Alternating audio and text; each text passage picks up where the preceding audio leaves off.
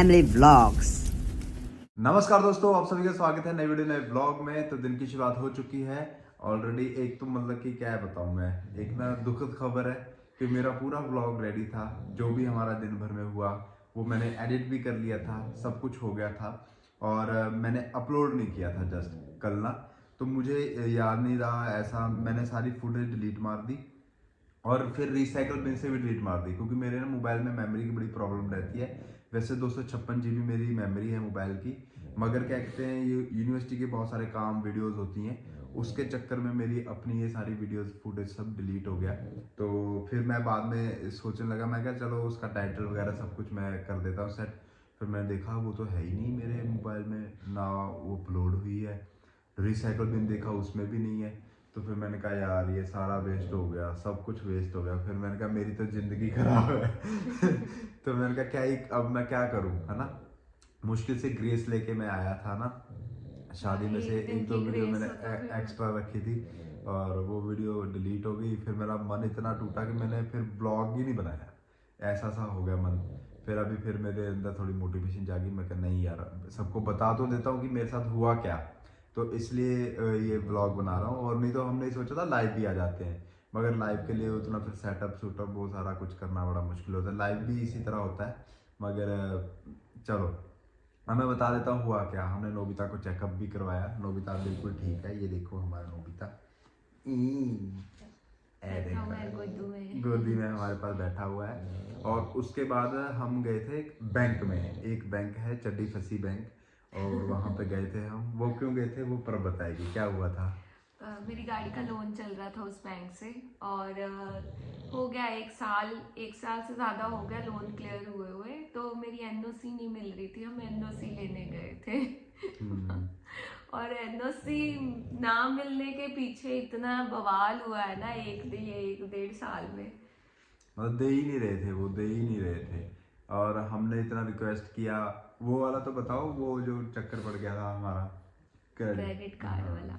हुआ क्या, जब मैंने लोन लिया उस टाइम पे बहुत सारे फॉर्म्स होते हैं, बहुत सारी जगह साइन करने होते हैं, तो हमें, और वो होती भी प्रॉपर प्रोफेशनल लैंग्वेज है, हम सारा पढ़ भी नहीं पाते और पढ़ के समझ में भी नहीं आता। तो इसी चक्कर में ना उन्होंने साइन करवाए होंगे या पता नहीं करवाए भी या नहीं करवाए, मेरे नाम पे उन्होंने क्रेडिट कार्ड इशू किया जो मुझे कभी नहीं मिला, मेरे पास कभी आया नहीं। वो हमने कभी यूज ही नहीं किया क्रेडिट कार्ड, देखा भी नहीं मैंने कभी क्रेडिट कार्ड HDFC बैंक का। तो मुझे मैसेजेस आते रहे जब मेरा लोन चल रहा था, मेरे 2 लोन चल रहे थे वहां से। तो मेरे को मैसेजेस आते रहते थे कि आपका ड्यू बैलेंस है, आपका क्रेडिट कार्ड का इतने पैसे हो गए, इतने पैसे हो गए। तो शादी से पहले की बात है, थोड़ा टाइम पहले लॉकडाउन की। तो उस टाइम पे मुझे मैसेजेस आते थे कि आपका 10,000 का उस पे क्रेडिट कार्ड पे आपका अमाउंट पेंडिंग है, वो आपको पे जो हमने लिया भी नहीं ना कभी यूज किया। ऐसा सेम मेरे पापा के साथ भी हो चुका है, सेम। और फिर इनके साथ भी हुआ। फिर मुझे कॉल आई किसी कंपनी की तरफ से कि आपका 10,000 पेंडिंग आ रहा है क्रेडिट कार्ड पे, तो आपको वो पे करना पड़ेगा, आप हमारी कंपनी के थ्रू पे करो और आपको फिर है ना 7-8 हज़ार पे करना पड़ेगा। और नहीं, मैंने कहा मैंने तो कभी कार्ड लिया ही नहीं है, मैं पे ही नहीं करूंगी। तो कहते हैं अगर आप पे नहीं करोगे आपका सिबिल स्कोर खराब होगा, आपकी एनओसी नहीं मिलेगी जब आपका लोन क्लियर होगा, ये होगा वो होगा, ऐसे ना बहुत उन्होंने मेरे को मैनिपुलेट किया। पर मैंने नहीं भरा, मैंने कहा जब मैंने दिया ही नहीं तो मैं क्यों वो करूँ, है ना। फिर है ना, फिर बैंक से मुझे मैसेजेस बहुत आते थे, मैसेजेस आप इतने पैसे पे करो, इतने पैसे पे करो। तो फिर बैंक से कॉल आया कि आपका क्रेडिट कार्ड पे अमाउंट पेंडिंग है। मैंने कहा मैंने तो कभी इशू भी नहीं करवाया। कहते नहीं आपके नाम पे इशू है। पता नहीं मैम, हमें बस आपके नाम पे इशू है, आपको पे तो करना ही पड़ेगा, आपको पे तो करना ही पड़ेगा। तो धीरे धीरे वो 10,000 का अमाउंट कम होता होता मुझे मैसेज आने लग गए 5,000 के उसके क्रेडिट के कि इतना है। फिर वो कहते कि मैम आपने क्रेडिट, मैंने कहा मेरी ट्रांजेक्शन दिखाओ, मुझे प्रूफ दिखाओ कि मैंने यूज किया। तो कहते मैम आपने कार्ड यूज नहीं किया है, आपकी ना हमने जैसे आपने क्रेडिट कार्ड लिया उस पे आपने क्रेडिट अकाउंट बनता है, वो क्रेडिट अकाउंट पे आपको इंटरेस्ट लग के 5,000 इकट्ठा हुआ, वो चाहे आप आज भरो चाहे बाद में भरो, आप वो बढ़ता जाएगा और आपको पे करना ही पड़ेगा, उसके अलावा आपके पास ऑप्शन है ही नहीं कोई। मैंने फिर भी पे नहीं किया। मेरा लोन खत्म हुआ, मैंने कहा चलो मैं ब्रांच जाके बात करूंगी। मैंने ब्रांच जाके बात करी तो वहाँ के वो लोग मतलब इतने रूड थे। कहते, मैंने कहा सर मैंने कभी इशू नहीं करवाया। कहते मैम ये तो आपको पता होगा, हमें नहीं पता।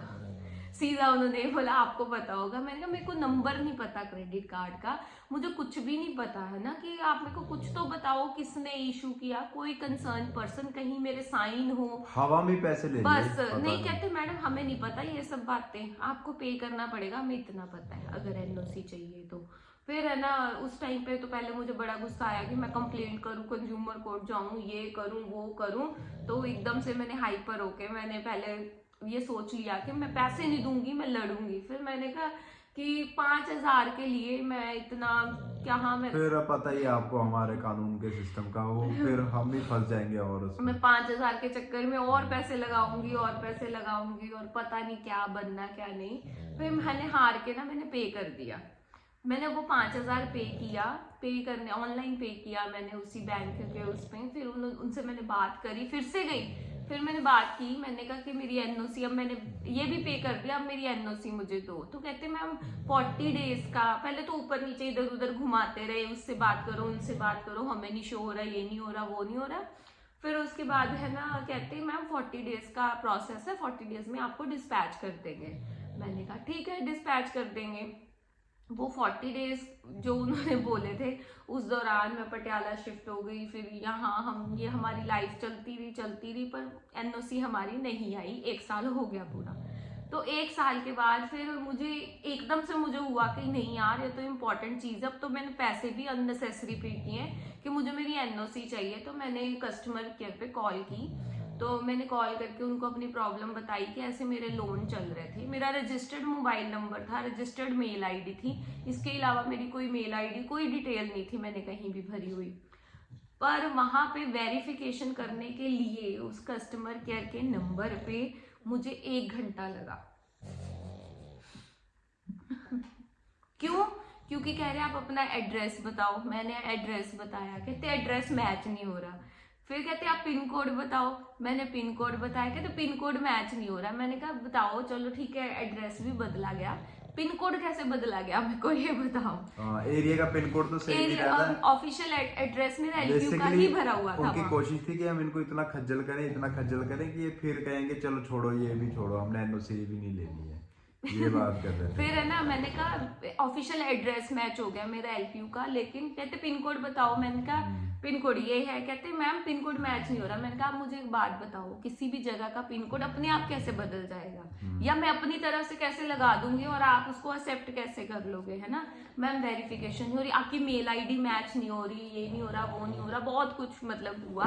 फिर उसके बाद 1 घंटे बाद उन्होंने चलो कर दिया, मैच कर दिया, वेरीफाई कर दिया कि हाँ आपकी रिक्वेस्ट हम डाल रहे हैं। फिर वो कहती मैं आपको ना 3-4 बजे तक कॉल करूंगी। वो बंदी कहती कस्टमर केयर वाली।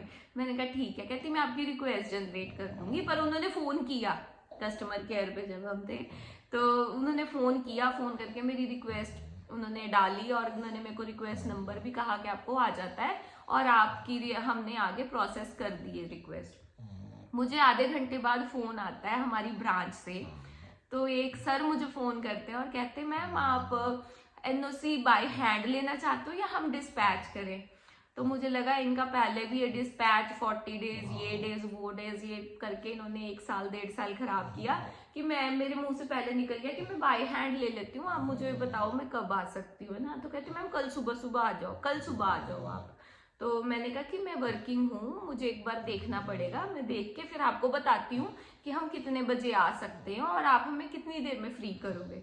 तो हम तो 2-3 मिनट में आपको फ्री कर देंगे, तो आप आ जाओ। मैंने कहा अगर मैं नहीं आती हूँ तो आप मुझे डिस्पैच करोगे तो कितने टाइम में मिलेगी।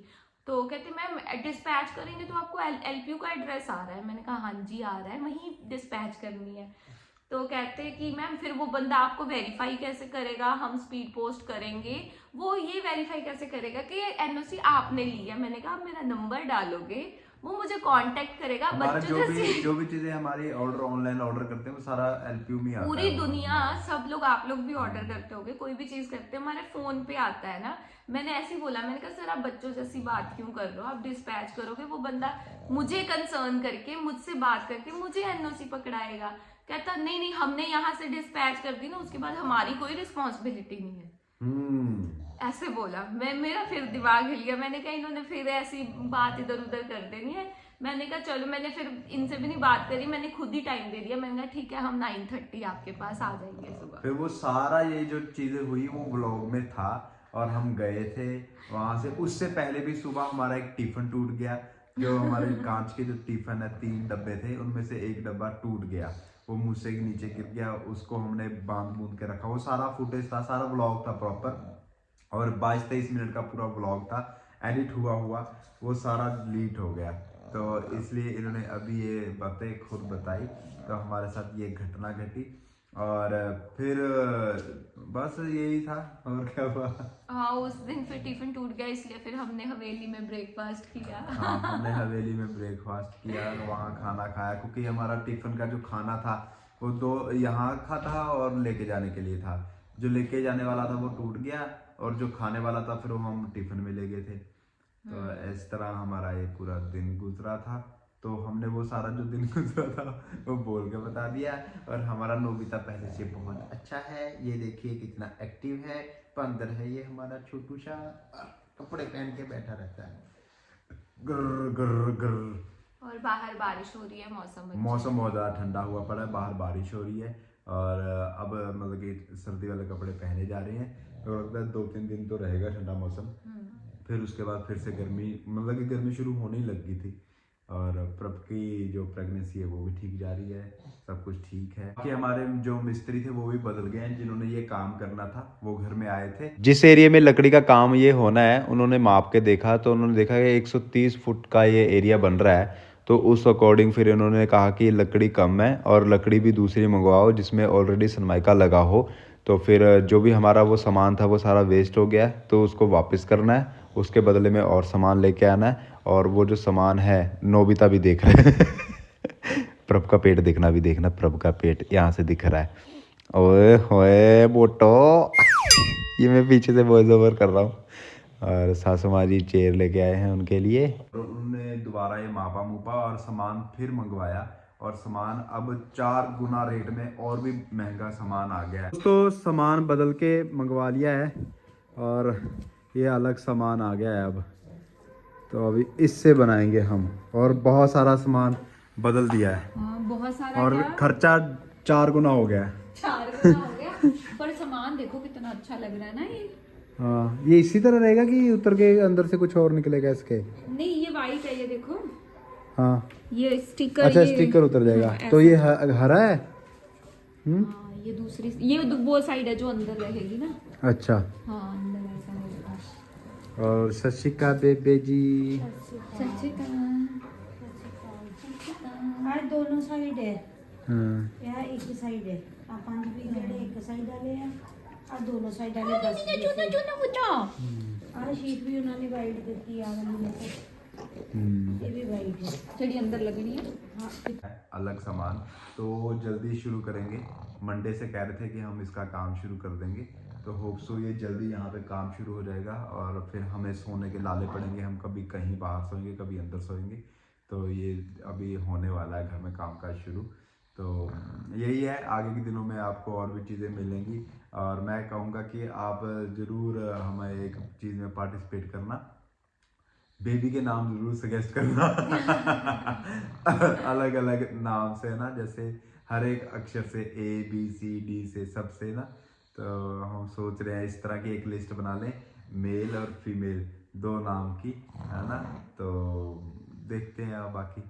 तो ठीक है दोस्तों, ये वीडियो, ये ब्लॉग यहीं तक का था। मिलते हैं नेक्स्ट वीडियो नेक्स्ट ब्लॉग में, तब तक के लिए टाटा बाय बाय, जय हिंद।